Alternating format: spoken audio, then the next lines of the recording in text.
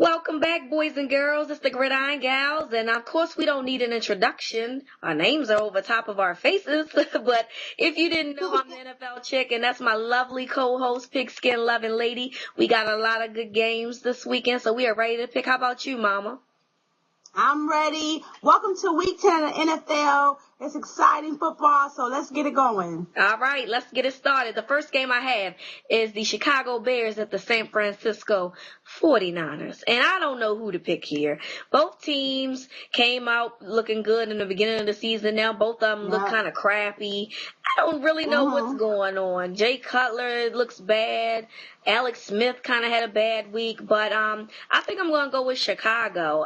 I just feel like they have the better chance of winning because they have a better quarterback at the position.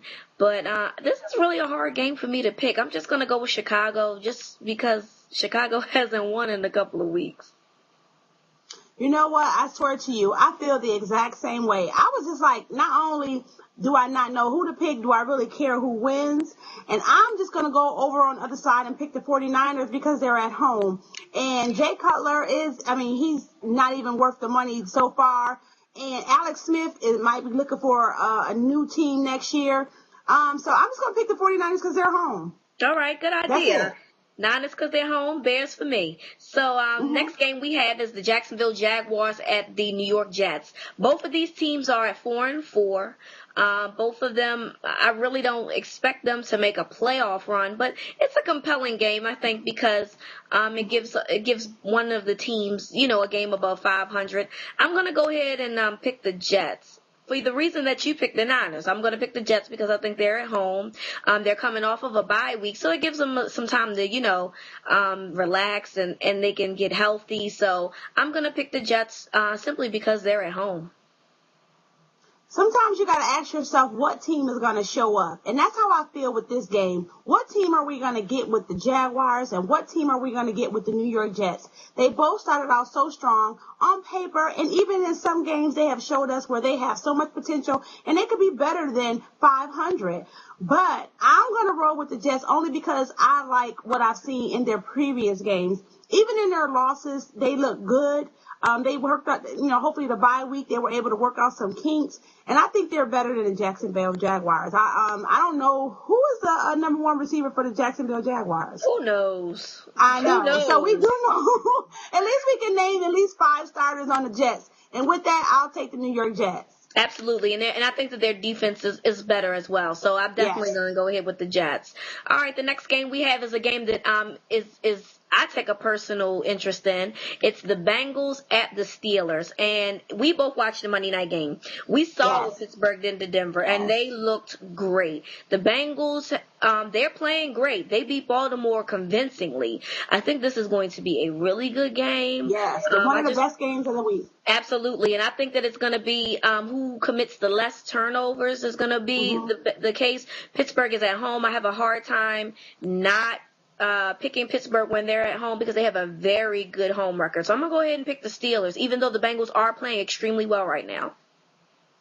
Okay, so here I go trying to find a reason to pick against the Steelers. I can't come up with more than 2, but I'm still picking against them. And you know why? Because the Steelers are finally playing like we expected them to play, right? There's really no surprises there. But the Cincinnati Bengals are a surprise. I don't care.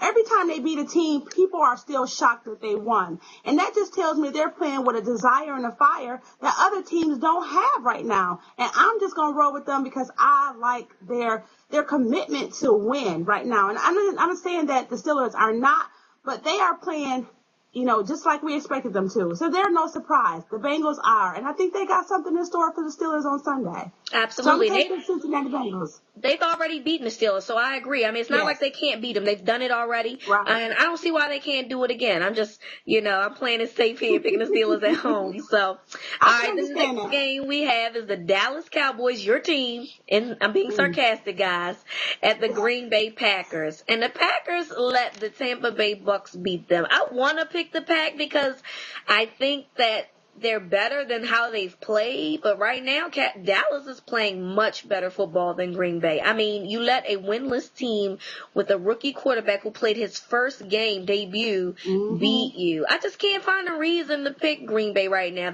I'm not believing in them. Dallas has given me a reason to believe them. We didn't pick them last week and we were wrong, so I'm going to go ahead and pick the Cowboys again. When I think about this game, I think about a pendulum. You know what I mean? How it swings back and forth. And these two teams are on the opposite end. Fortunately for the Dallas Cowboys, they're going up, and the Green Bay Packers are going down. I mean, so everything you said about them losing to the Bucks, and they have such a better team. Minnesota came into Lambeau and beat them, so we can't give them home field advantage like we once did. And honestly, listen, everybody, Dallas is clicking, so I'm not going to take that away from them. I'm going to give them the advantage here in Lambeau and pick the Cowboys. Oh, my God. I think this is like the second time.